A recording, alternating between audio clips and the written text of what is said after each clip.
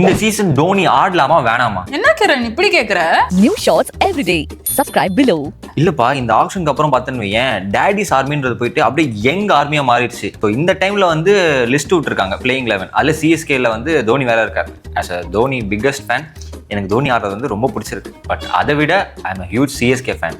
So இப்போ தோனி வந்து ஆடுறது எப்படி ஒர்க் அவுட் ஆகும்? ஓகே, ஆனஸ்டாக சொல்லுவா, தோனி ஒரு super player. But he is also 44 years old. Plus அவருக்கு இப்போ ஒரு மேஜர் நீ இன்ஜுரி இருக்கு. அவர் போன 2 சீசன்ஸ்மே சர்ஜரி இல்லாம தான் ஆடி இருக்காரு. So it is unfair of us to expect அவர் ஃபுல் மேட்ச் ரெஸ்டே எடுக்காம ஆடுது.